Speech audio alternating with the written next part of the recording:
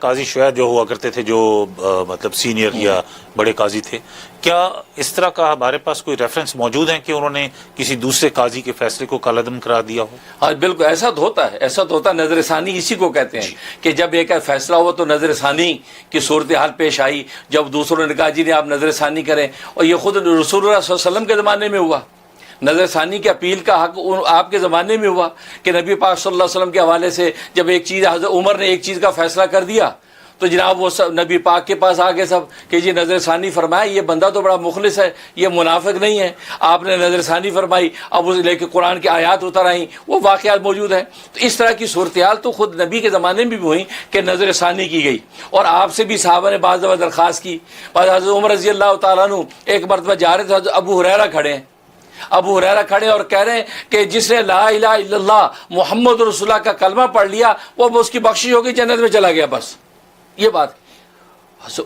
Public کھڑی سن رہی، حضرت عمر کے ہیں یہ کیا؟ دیکھا ابو ہریرہ، کہا کہ تم یہ کس بیس پر یہ بات کہہ رہے ہو؟ انہوں نے جلدی سے حضور کا نالین شریف نکالا، کہا میرے پاس حضور کا نالین شریف ہے، حضور کی اجازت ابھی لے کر آیا ہوں اور میں یہ بشارت سنا رہا لوگوں۔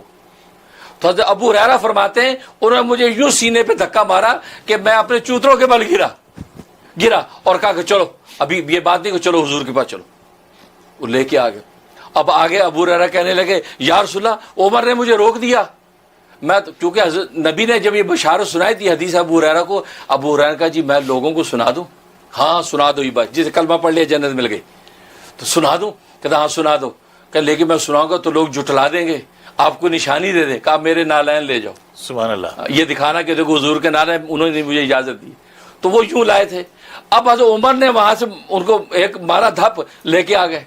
کہ یا رسول اللہ یہ کیا کہہ رہا ہے؟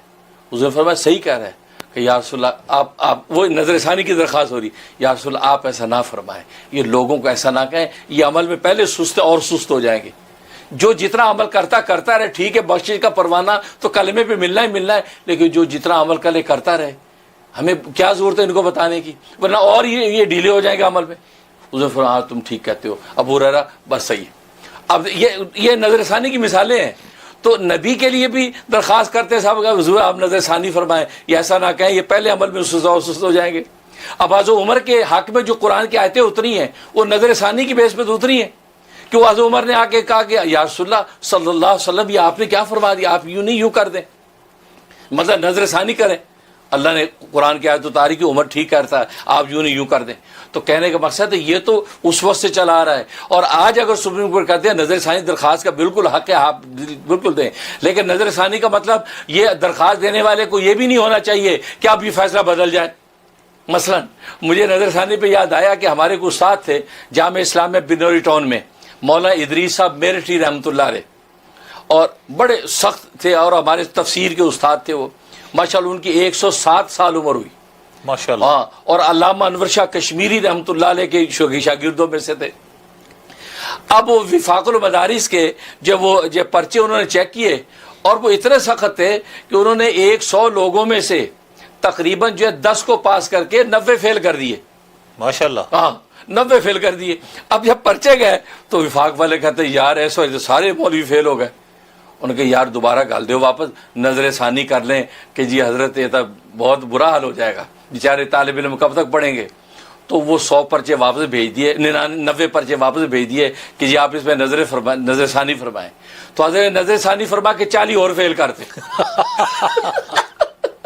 کہتا ہے کہ اس میں تو میری نظر ثانی ہوئی نہیں، اس میں نظر ہی پڑی، یہ 40 بھی فیل ہیں، 50 بندے فیل۔ تو نظر ثانی کا مطلب پھر یہی ہوتا ہے کہ نظر ثانی کی درخواست دینے والا نیوٹرل ہو کے درخواست دے کہ یہ بھی ہو سکتا ہے اور یہ بھی ہو سکتا ہے، نظر ثانی کا یہ مطلب نہیں کہ بدل ہی دو۔ تو اس لیے جو ہے تو یہ واقعات موجود ہے، ہوا، اور آج کے زمانے میں اس سلسلہ چل رہا ہے، اس میں کسی قسم کی کوئی جو ہے وہ تفاوت تفریق نہیں ہے۔ بہت شکریہ جی۔